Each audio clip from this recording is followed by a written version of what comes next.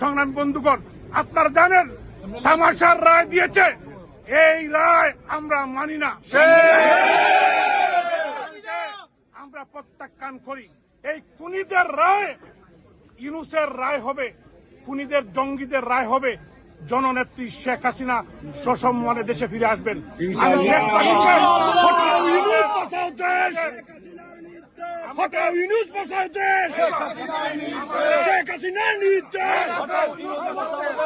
আমাদের নেতৃবৃন্দ, আমাদের সংগ্রামী সহযোদ্ধা বন্ধুগণ, আপনারা মন ঘাবড়াবেন না।